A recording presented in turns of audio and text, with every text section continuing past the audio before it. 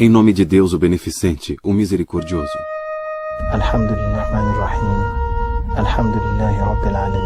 Islamismo.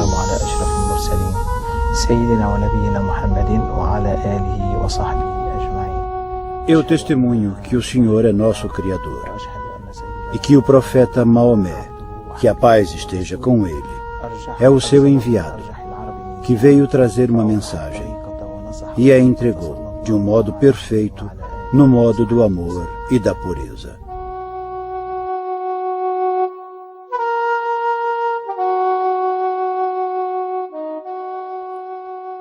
Na Arábia Ocidental, pouco depois do início do século VII, nasceu um movimento religioso que mudaria a história do mundo. Maomé, filho de Abdallah, o profeta do Deus único Alá, chamou seus compatriotas para um novo modo de vida chamado Islã. No começo, o movimento evoluiu lentamente. Mas em pouco mais de 20 anos, já havia alcançado toda a Arábia. Após a morte de Maomé, seus seguidores se espalharam rapidamente pelas regiões vizinhas, deitaram as bases de um grande império. Entre os séculos IX e XII, o império foi um dos mais brilhantes que o mundo já viu. Islã é uma palavra árabe originada de um radical que significa paz, solidez ou segurança. Embora a palavra Islã às vezes seja usada em outros sentidos, ela basicamente é uma expressão religiosa que se refere ao estado da alma. Significa uma atitude interna de obediência inequívoca a Deus. A palavra Islã poderia ser traduzida como rendição, submissão ou resignação. Assim, Islã é submissão ou resignação à vontade de Deus, conforme essa vontade foi comunicada ao profeta Maomé em uma série de revelações divinas. Os que seguem o Islã são chamados de muçulmanos, que literalmente significa os que se submetem. Assim, dizer eu sou muçulmano em plena consciência não é só um ato de identificação com o grupo religioso, mas é dizer eu me comprometi sem reservas a obedecer à vontade de Deus. Isso supõe a determinação renovada, sempre nova, de colocar toda a atividade da vida nas mãos de Deus. Sem dúvida alguma, esta é uma declaração profundamente religiosa. Números exatos são difíceis de obter, mas hoje os muçulmanos constituem cerca de 1/5 da população da Terra. O Islã só é menor em tamanho ao cristianismo, um feito notável para a mais jovem das maiores crenças do mundo. Os muçulmanos estão concentrados num cinturão de países dos dois lados do Equador, do Marrocos, no norte da África, às Filipinas, no sudeste da Ásia. O maior número de muçulmanos está no subcontinente indiano, isto é, Índia, Paquistão e Bangladesh. No entanto, a nação com o maior número de muçulmanos é a República da Indonésia, onde mais de 100 milhões de pessoas, mais de 90% da população, professam a fé islâmica. É comum referir-se ao Oriente Médio, sobretudo aos Estados Árabes e ao Irã, como o coração do Islã. A história da comunidade islâmica começou ali e, atualmente, a maioria da sua população é muçulmana. Mas no século XX, a vasta maioria dos muçulmanos vivia no sul e sudeste asiático, dentro ou ao leste do Paquistão. Recentemente, o Islã também se tornou uma presença marcante na Europa Ocidental e nos Estados Unidos. O Islã está muito vivo atualmente. É uma poderosa força no mundo.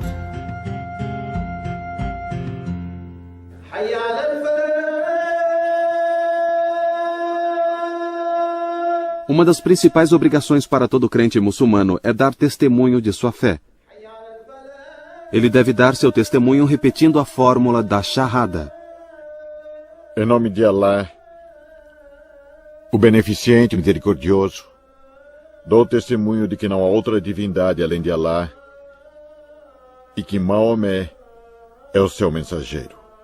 Os muçulmanos adoram a Deus e não ao profeta Maomé. Assim, é um erro crasso referir-se à religião islâmica como maometismo ou aos seus seguidores como maometanos. O papel de Maomé no Islã é muito distinto daquele de Jesus no cristianismo. Maomé é visto como um profeta, mensageiro de Deus. Os cristãos consideram Jesus como a encarnação do próprio Deus. Pouco se sabe sobre o começo da vida de Maomé, nem sequer a data precisa de seu nascimento. Embora a informação seja esparsa, sabemos que Maomé nasceu por volta de 570 d.C., numa das famílias mais pobres de Maca, a chamada Meca. O sustento de Maomé dependia do comércio. Ele viajava em caravanas para as áreas de fronteira com a Arábia. Seu chamado à profecia ocorreu por volta dos seus 40 anos. Ele era um homem reflexivo que cultivava o hábito da meditação, vigílias solitárias e jejuns nos morros perto de Meca. Ele começou a pregar depois de receber uma revelação, segundo se descreve num capítulo do Alcorão chamado O Encoberto. Os primeiros versos rezam: Ó tu, envolto em teu manto, levanta e avisa. A teu Senhor glorifica, a teu manto purifica. A tradição diz que quando Maomé recebeu as revelações, ele se aliou de tudo ao seu redor, caindo num transe. Segundo a ortodoxia islâmica, Deus foi o autor das revelações. Maomé as recebeu e o intermediário entre os dois foi um anjo, tradicionalmente identificado como Gabriel. Os árabes pagãos da época de Maomé conheciam e cultuavam várias divindades. Evidências no Alcorão e na poesia dos árabes pré-islâmicos mostram que eles conheciam um Deus superior, a quem denominavam Alá, mas não o veneravam. Deve-se notar que a palavra Alá não é o nome de um Deus. É a palavra árabe que significa Deus. Assim, as revelações de Maomé não proclamavam a existência de uma nova divindade desconhecida dos árabes. O seu propósito era afirmar que Alá é a divindade única e singular. Quando Maomé começou sua missão pública, no início seu sucesso foi pequeno. O número de convertidos era baixo. Dentre eles, não havia nenhum dos notáveis de Meca. Vários aspectos dos ensinamentos de Maomé irritavam bastante os naturais de Meca. Ele zombava dos seus deuses. Mais importante, aceitar a alegação de Maomé de ser um mensageiro de Deus também significaria aceitá-lo como governante de Meca, algo que a oligarquia dos ricos mercadores de Meca não queria. Lá ele encontrou uma oposição muito forte, até de sua própria família e tribo, que derivava o seu poder do fato de haver ídolos na Kaaba, o templo primordial erigido por Abraão com base no que queremos ter sido construído por Adão quando Deus criou o homem. Portanto, a missão do Islã, que era da unidade divina em oposição a toda a idolatria, colidiu com as mesmas bases do poder da família da tribo Coraishita, que era a tribo do próprio profeta. Em 621, Maomé passou a comercializar com alguns cidadãos de Yatrib, um oásis a cerca de 160 quilômetros ao norte de Meca. Cerca de 70 seguidores logo se mudaram para Yatrib e 1 ano depois, Maomé o seguiu. A migração de Meca para Yatrib ficou conhecida como Égira. A cidade de Yatrib passou a se chamar Medina al-Nabi, a cidade do profeta, ou simplesmente Al-Medina, a cidade. Essa mudança marcou uma virada radical na vida do profeta.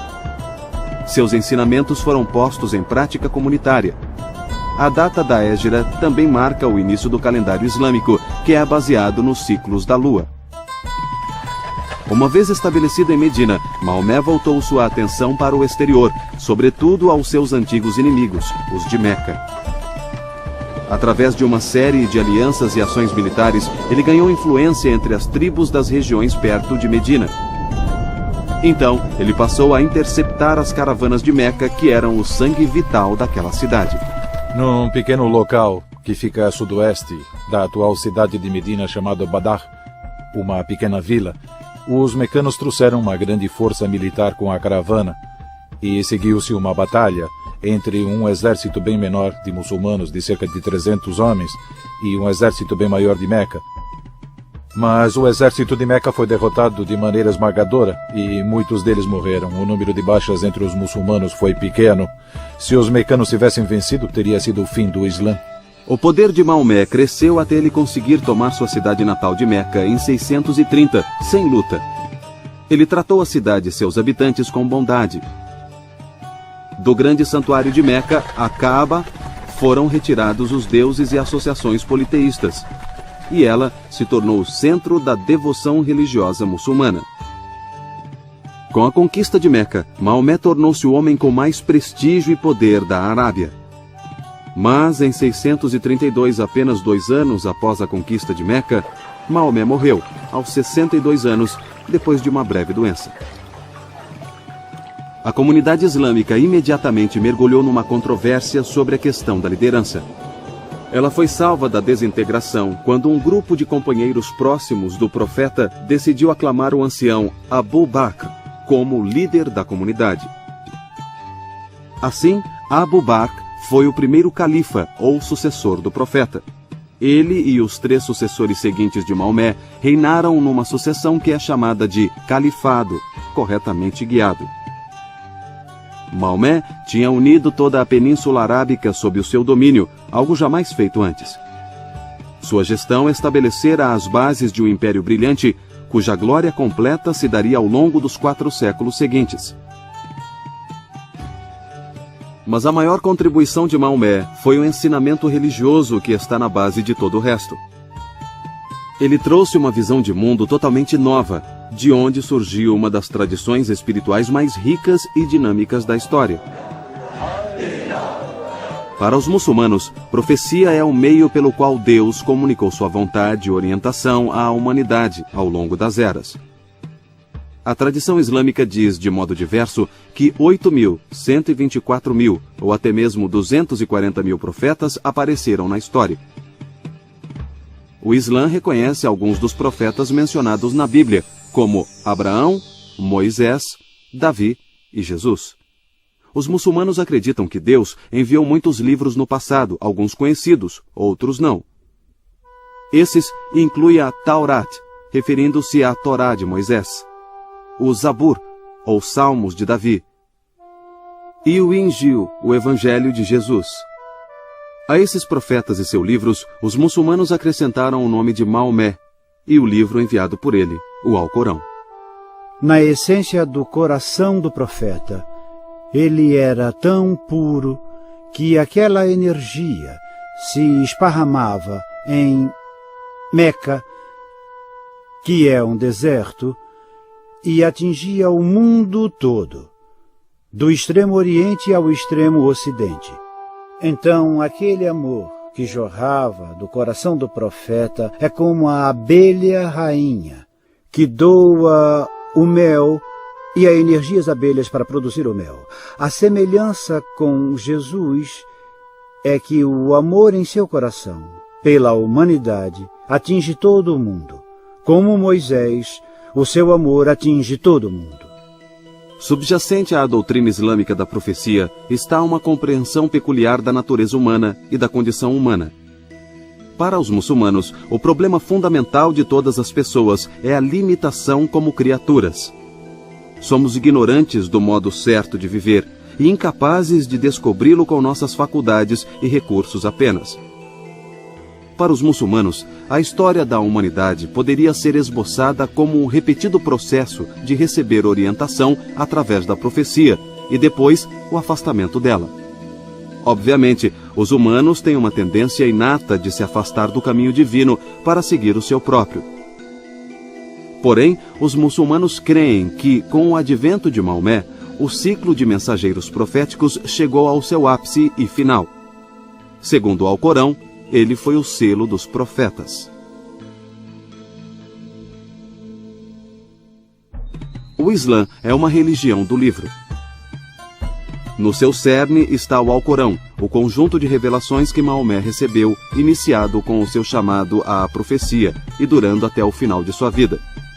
O Alcorão é aproximadamente do mesmo tamanho que o Novo Testamento. Está dividido em 114 suras, ou capítulos. Pouco se sabe da condição ou situação do Alcorão quando o profeta morreu. Maomé providenciara para que ao menos partes dele estivessem escritas e organizadas em capítulos.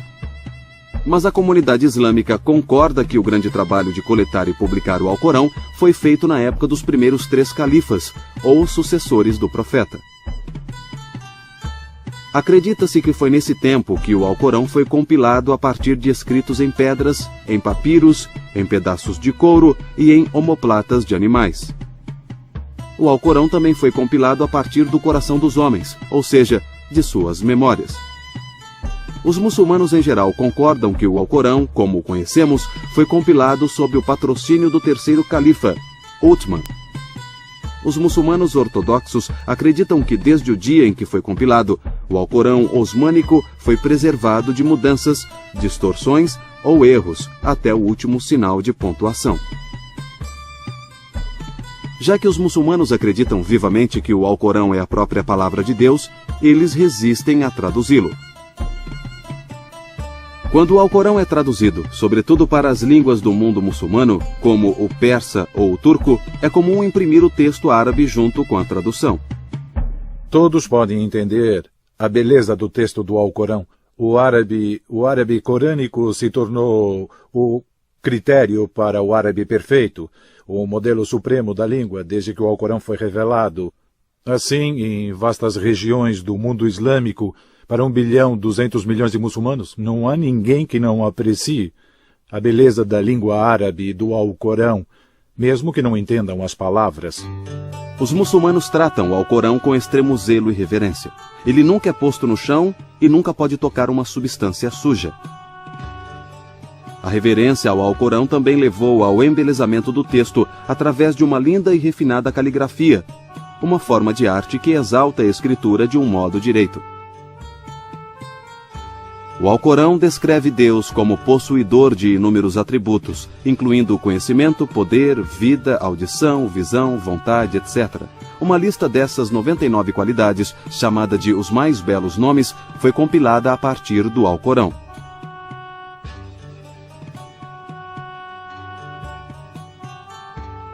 Eles tiveram um papel importante no pensamento místico islâmico e também na teologia islâmica. Os muçulmanos afirmam que o Alcorão terreno veio de um livro celeste que sempre esteve com Deus e que contém a fala de Deus. Este livro celeste é mencionado em trechos do próprio Alcorão, onde é chamado de Mãe do Livro, uma tábua bem guardada ou uma tábua oculta que só os puros podem tocar. Todas as revelações enviadas aos profetas anteriores, como as que foram enviadas a Maomé, teriam origem nesse livro celeste. Como o Alcorão é considerado a fala de Deus, todo aspecto dele é sagrado. Isso inclui não só o que ele diz, mas até mesmo o som das palavras. A palavra Alcorão significa algo para ser lido ou recitado. Ninguém deveria tocar o Alcorão ou recitar seus versos, exceto num estado de pureza ritual e com sérias intenções. Pegar, ler ou recitar o Alcorão, ou ouvi-lo ser recitado, é postar-se na presença do divino. Também se dá grande atenção e importância à recitação do Alcorão da forma correta. Nas revelações, o profeta foi comandado a recitá-lo de uma forma extremamente bela e convincente.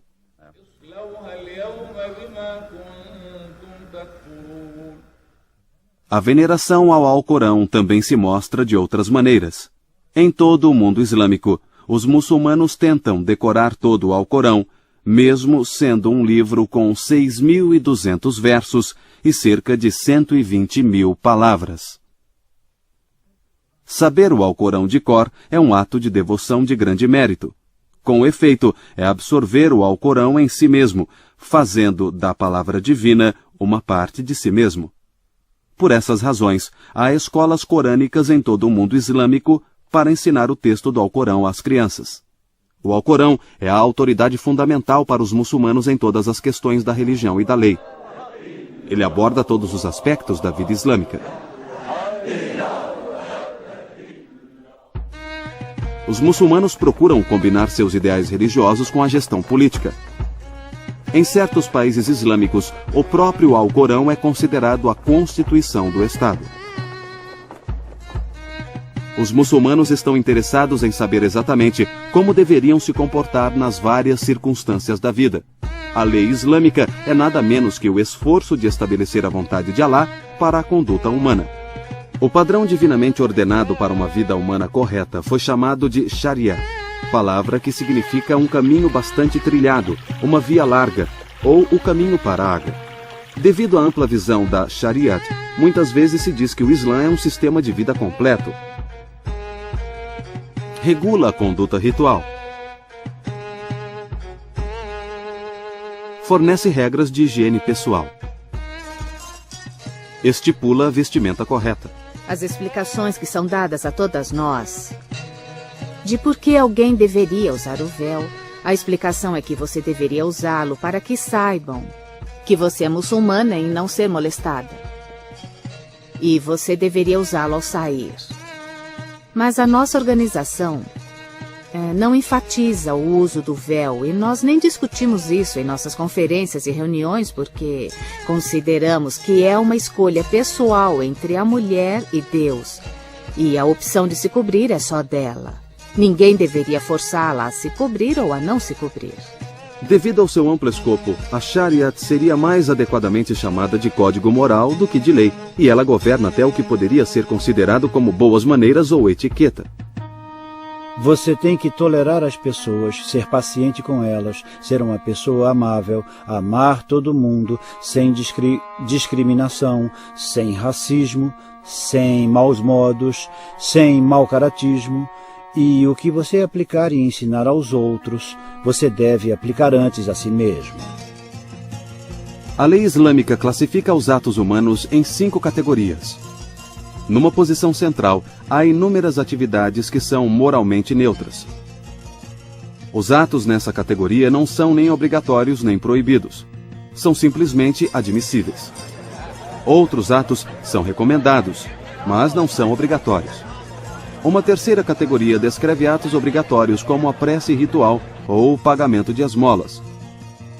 Do lado negativo, há uma categoria de atos que são reprovados, porém lícitos. Segundo uma tradição do profeta, o mais repulsivo desses atos reprovados é o divórcio. Embora, ironicamente, o divórcio seja relativamente fácil de obter na lei islâmica. Uma quinta categoria de atos é totalmente proibida, como beber vinho ou comer carne suína. Diferentemente da tradição jurídica ocidental, a lei islâmica se baseia na escritura. Nos países ocidentais modernos, a lei é primordialmente responsabilidade do Estado e há limites territoriais à sua jurisdição. Em contraste, a Shariat constrange o indivíduo muçulmano sem envolver o Estado em muitas áreas e não tem limites territoriais. Não existe nenhum grupo ou estrutura eclesiástica muçulmana com autoridade para definir dogmas. Para os muçulmanos, o consenso da comunidade é uma das fontes da lei. Os muçulmanos estão sob a vontade divina onde quer que estejam, mas os deveres são diferentes sob governos muçulmanos e governos não muçulmanos.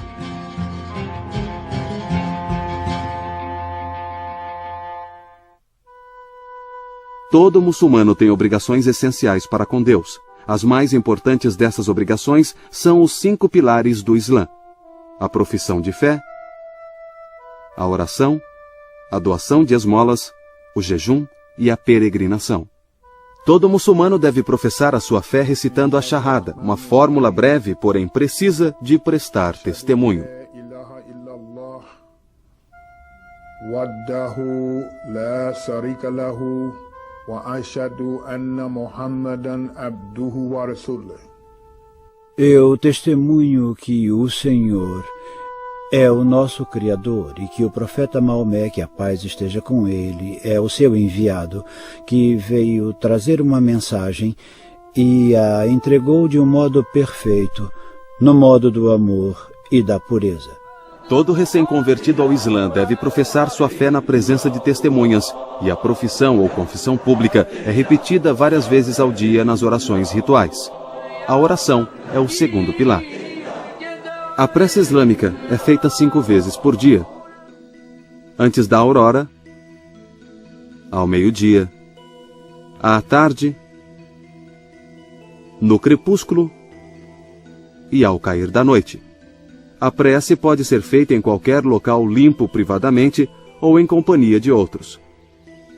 Os horários das preces são marcados pelo chamado do muezim, do minarete de uma mesquita. Esses cantos assombrosamente belos são familiares a todo visitante às terras orientais. Antes de começar a rezar, o devoto deve estar num estado de pureza ritual. Preparativos para a reza incluem abluções e a intenção de rezar.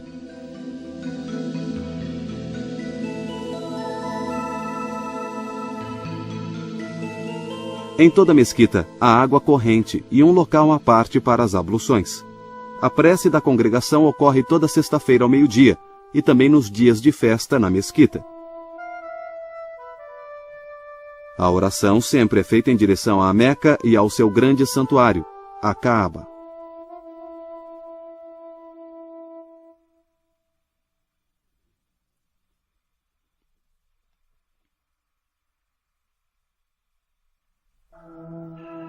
A doação de esmolas, o terceiro pilar islâmico, é uma espécie de sistema islâmico de previdência. A lei prescreve quantias específicas a serem doadas para cada tipo de riqueza que o muçulmano possua. Esse dinheiro pode ser doado aos pobres e necessitados, aos devedores, ao caminhante, ou ser genericamente gasto à maneira de Deus, conforme expresso no Alcorão. O Ramadã, o 9º mês do calendário lunar islâmico, é um período de jejum, o quarto pilar da prática islâmica. O jejum começa a cada manhã, assim que houver luz suficiente para distinguir um fio branco de um fio preto. Durante todo o dia, o muçulmano deve evitar comidas e bebidas. Depois do pôr do sol, o jejum é quebrado por uma refeição simples. Como o ano lunar muçulmano só tem 359 dias ao longo do tempo, o Ramadã varia conforme as estações.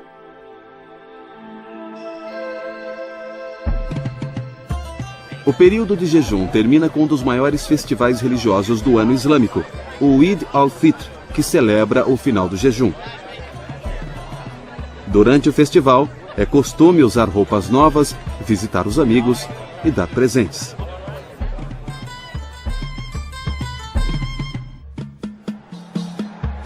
O quinto pilar do Islã é a peregrinação à Meca, chamada de Hajj. Todo muçulmano saudável e financeiramente capaz deveria fazer a peregrinação ao menos uma vez na vida. Aquele que a faz é chamado de Haji. Ao entrar nos recintos sagrados de Meca, o peregrino deve passar por uma purificação ritual, e isso inclui o uso de um traje especial.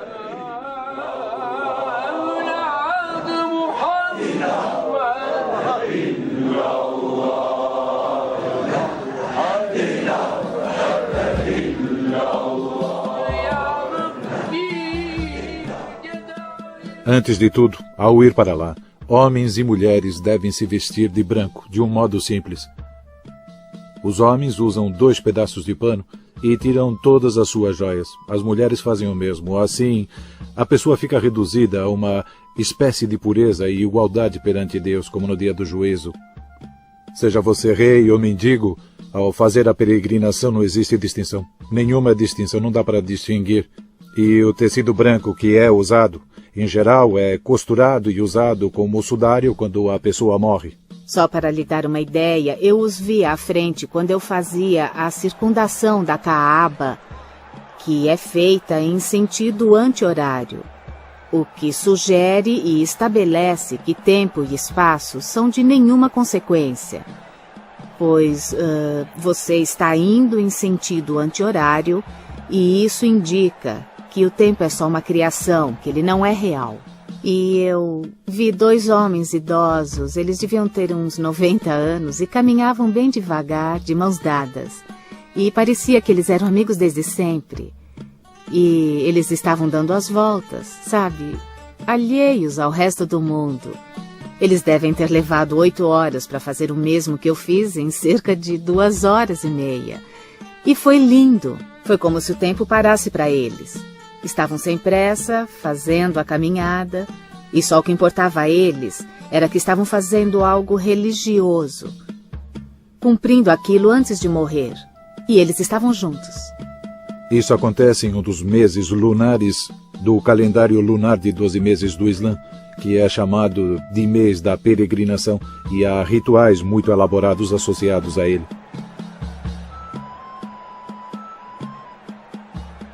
Certos movimentos e sacrifícios que representam o sacrifício de um animal. Dá-se comida aos pobres. Isso simboliza o fato de que sacrifícios têm sua própria alma perante Deus. Em toda parte, os muçulmanos fazem um sacrifício nessa época, chamado de Festival do Sacrifício, e esta é uma das celebrações religiosas mais significativas que pontuam o ano islâmico. Um evento culminante é prostrar-se na presença de Deus na planície de Arafá, local onde o profeta fez o seu sermão de despedida. Depois de completar os rituais em Meca, a maioria dos peregrinos coroa sua jornada à Arábia com uma visita à tumba do amado profeta em Medina. A peregrinação é muito mais do que um ato de devoção individual. No passado, reuniam-se pessoas de todas as partes do mundo em um só lugar, e hoje esse número cresceu para 1.200.000 que estiveram presentes da última vez. Assim, há pessoas de todo canto, de Toledo, Ohio, a Timbuktu, no Mali, a Aceh, na Indonésia. Há gente loira, de pele escura, de aspecto malaio, chinês, caucasiano. As pessoas vêm do mundo todo. É realmente uma instituição única e assistir a ela é uma experiência marcante. Entre os séculos VIII e XII d.C., uma tendência para o misticismo surgiu entre os muçulmanos. De um início modesto, esse movimento místico rapidamente cresceu ao horizonte religioso.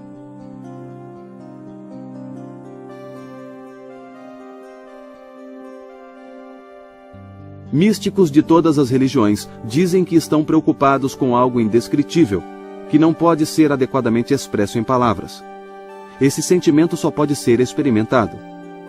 O misticismo islâmico, em geral, se chama sufismo.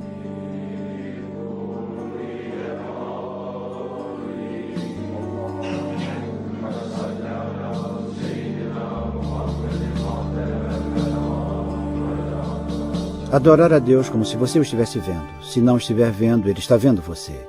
E então é daí que vem o sufismo. Em árabe dizemos tasawuf, significa pureza do coração. Então, tasawuf em árabe quer dizer muito cristalino como água, muito transparente. Há muitos elementos místicos na tradição islâmica que contribuíram para a ascensão do sufismo. Alguns são encontrados na vida do próprio profeta. Maomé cultivava o hábito de jejuar, meditar e orar em suas vigílias noturnas, e viveu uma vida de rígida disciplina. O Alcorão também é rico em elementos que convidam a uma interpretação mística, mesmo numa primeira leitura. Um verso enfatiza a penetrante presença divina, um princípio básico do misticismo. Lembre-se de Deus, sempre.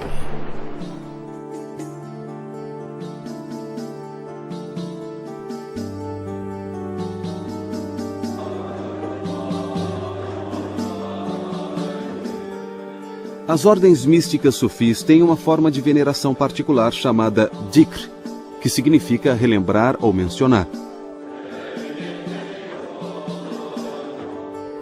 Nessa cerimônia, os sufis repetem o nome divino ou outras fórmulas. O ritmo da recitação muitas vezes se acelera. São usados métodos de controle respiratório como em algumas outras religiões.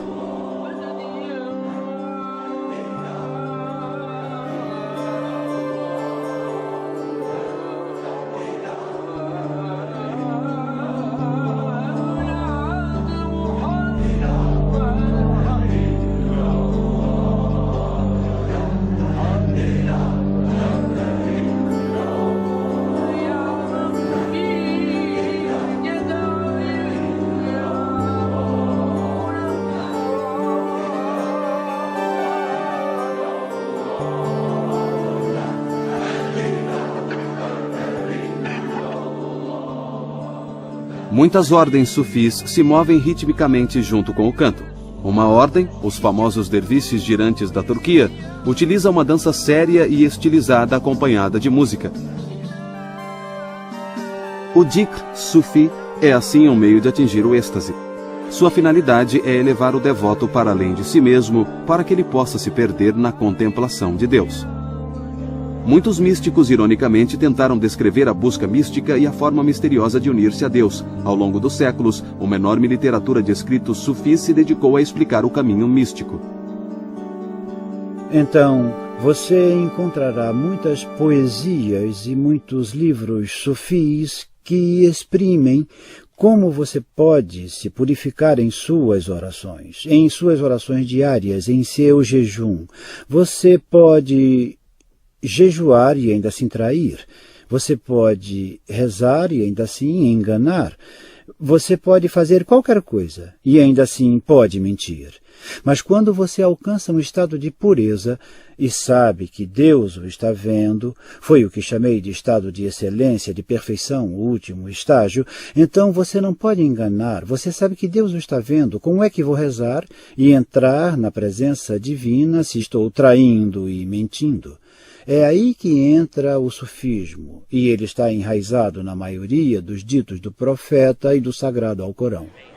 Confrarias sufis distintas surgiram durante o século XII. Os sufis podiam ser encontrados em todos os níveis da sociedade, inclusive entre governantes, as elites religiosas e o povo comum. Cada uma das muitas centenas de confrarias leva o nome de uma grande figura sufi. As biografias dos santos estão repletas de histórias, mostrando seu domínio sobre as forças da natureza e sua penetração nas verdades ocultas das coisas. O poder associado com um santo não termina com sua morte. O costume muçulmano é construir tumbas lindamente decoradas para os grandes santos. Levas de fiéis vêm em peregrinações a essas tumbas. Como um organismo vivo, o Islã continua a evoluir e se desenvolver à medida que cada geração de muçulmanos reinterpreta seu legado. Mesmo em séculos recentes, novas seitas continuaram a aparecer. Pastor Luiz Farrakhan. Estou registrando o meu voto porque eu pretendo, com a ajuda de Deus Onipotente, virar os Estados Unidos totalmente de ponta cabeça. Algumas dessas são variações da fé islâmica e outras romperam com a tradição islâmica de onde provieram. Continuar a apresentar o Islã como ele está fazendo é errado. Basicamente é isso, está errado. Porém, uma grande divisão da comunidade muçulmana é muito importante. É a divisão entre os que se denominam sunitas e os conhecidos como xiitas. Como já vimos, a palavra sunita significa a pessoa que segue a Sunna, ou o caminho bastante trilhado. Os sunitas referem-se a si mesmos como o povo do modo estabelecido na comunidade. Mais de 85% dos muçulmanos do mundo são sunitas, e talvez por essa razão, sua visão do Islã às vezes é chamada de ortodoxia. Não existe desacordo entre muçulmanos sunitas e xiitas sobre as doutrinas básicas do Islã. Todos pregam a unidade de Deus e que o Alcorão é incriado. A divisão entre muçulmanos sunitas e xiitas surgiu de lutas pela liderança após a morte de Maomé.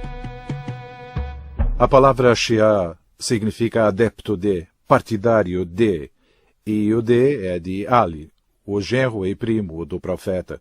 Surgiu a questão de quem deveria representar o profeta como dirigente da comunidade islâmica após a sua morte. A maioria considerou Abu Bakr, o venerável amigo do profeta, 2 anos mais velho que ele, e o primeiro homem adulto a abraçar o Islã, para ser o sucessor. Os líderes da comunidade se reuniram e o elegeram. Uma minoria acreditava que o profeta já tinha designado Ali, que tinha 12 e 13 anos quando o profeta recebeu a mensagem do Islã e também é considerado como a primeira pessoa a ter abraçado o Islã, mas como um menino. Os xiitas acreditam que Deus jamais deixará o mundo ficar sem um guia espiritual infalível. Assim como Maomé interpretou a revelação para a sua geração, eles acreditam que um intérprete e um guia com autoridade é necessário para as gerações posteriores. Já houve 12 desses guias espirituais ou imãs. Acredita-se que o último deles ainda esteja vivo no mundo, embora oculto da visão dos homens. O Islã ensina que os fiéis deveriam alcançar a recompensa por sua submissão a Deus, tanto neste mundo quanto no além. Mas os muçulmanos acharam difícil reconciliar este ensinamento com o que aconteceu. Só no século XVII, os muçulmanos contavam 3 grandes dinastias. O Império Otomano dominou o que hoje é a Turquia e regiões vizinhas. A dinastia Sefévida governou a Pérsia, ou o que hoje é o Irã, e o Império Mongol reinou na Índia. Todos culturalmente ricos, economicamente poderosos e militarmente fortes. No final do século XIX, porém, o Império Mongol desaparecera. Foi absorvido nos domínios britânicos da Rainha Vitória. O Irã, local da antiga dinastia Sefévida, fora reduzido à impotência, com interesses rivais russos e britânicos competindo para controlá-lo. O Império Otomano ficou conhecido como o Homem Doente da Europa. A Primeira Guerra Mundial o liquidou. No século XIX, boa parte do mundo islâmico, do Marrocos à Indonésia, estava reduzida ao estado de colônias controladas por impérios ocidentais. Tudo isso levou os muçulmanos a reexaminarem suas convicções religiosas fundamentais em sua luta para reformar e revitalizar politicamente a comunidade muçulmana. Vários fatores em anos recentes se combinaram para reassegurar aos muçulmanos que seu feito continuava no caminho certo. Um foi o colapso do colonialismo, que permitiu aos povos muçulmanos romper com a opressão política europeia. Sobretudo depois da Segunda Guerra, um país muçulmano após outro declarou sua independência e afirmou sua soberania nacional. Os Estados muçulmanos formam hoje um bloco poderoso na ONU e têm grande influência nos assuntos internacionais. Outro fator é a aquisição de grande riqueza pelos países muçulmanos com grandes reservas de petróleo. Eles emergiram como importantes atores no palco mundial. O Islã vem crescendo em parte devido ao aumento natural da população nos países muçulmanos, mas há outros fatores. Um deles é a adaptabilidade do ensinamento islâmico aos costumes locais e, portanto, a novas regiões. Outro é o ensinamento igualitário do Islã. Todos recebem uma acolhida calorosa na comunidade muçulmana, qualquer que seja sua raça, posição social ou origem. A partir disso, surgiu uma consciência renovada do Islã. Houve uma afirmação forte de seu significado, não apenas para as populações muçulmanas, mas para todo o mundo, em toda parte. Os muçulmanos se voltam mais e mais para os valores de sua tradição. No passado, sua devoção ao Islã parece ter levado a comunidade ao ápice de seu poder e criatividade cultural. Muitos muçulmanos acreditam que para haver salvação no presente, ela deve se basear no retorno às fontes daquela força original.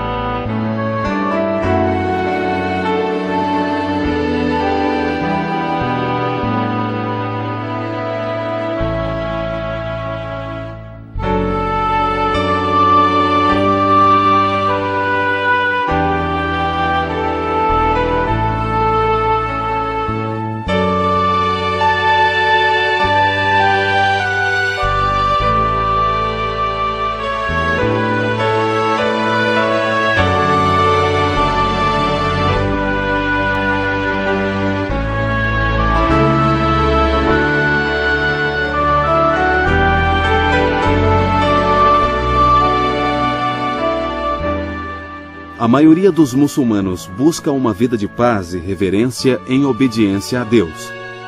De fato, uma saudação comum em todo o mundo muçulmano é decretada pelo Alcorão. Assalamu alaikum wa rahmatullahi wa barakatuh. Que a paz e as bênçãos estejam com vocês.